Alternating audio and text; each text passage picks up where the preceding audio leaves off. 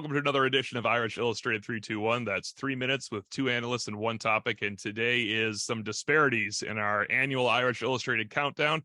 A lot of these have to do with you're choosing a starter, you're choosing how much a backup might play. You think a guy might not be back from injury. And of course, let's always remember we send these into each other before May 1st, and a lot has happened since.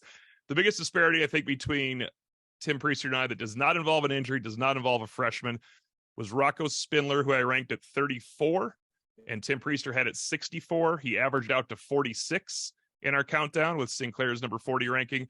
40 or 46 is probably more on point for a standard Spindler season, but Tim, I think you were the lowest on that one, so you can start us off on the junior to be.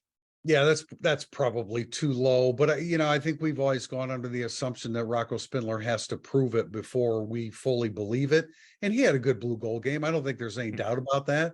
But a good blue gold game or a quality blue gold game, I don't think is enough for me to elevate him to that level. 64 is probably too low.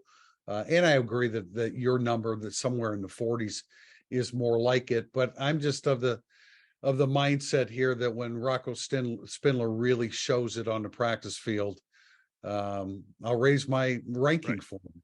Yeah, and I might be a little high because I'm just not sure. I kind of foresee a potential job share as the season goes on with Andrew Kristofic, and if I'm wrong about that, then I ranked him way too high at number 34 because a backup guard doesn't come in number 34 in our postseason countdown.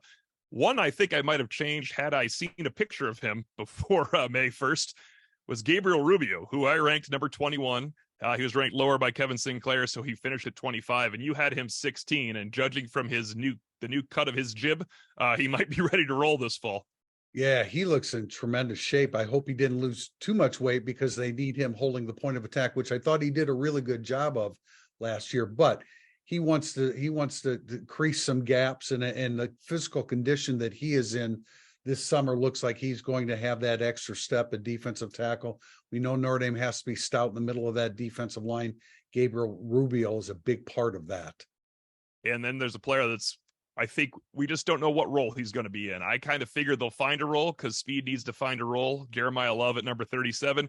I think Tim Prister, obviously, they had Logan Diggs when you made this ranking on May 1st. It's a little different now. Jeremiah Love at 59. He averaged out to 49. I think 37 will work if they get him in. And if they don't, you're spot on with 59. Well, I would still have him lower because I think Devin Ford is going to be right in the mix at running back. And I really think that new trio of Estime and Ford and a healthy Jadarian Price, that's a trio that could be as good, if not better, than the one that we saw last year.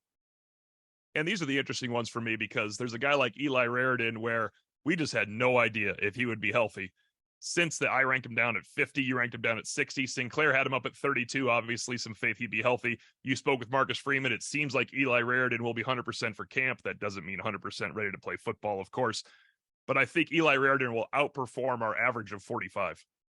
I think he will as well, and he's a real threat in the passing game. He recovers very well from torn ACLs. It's his second one. I think he should be ready, if not the outset of the season, shortly thereafter. This has been 3 minutes, two analysts, one topic on Irish Illustrated.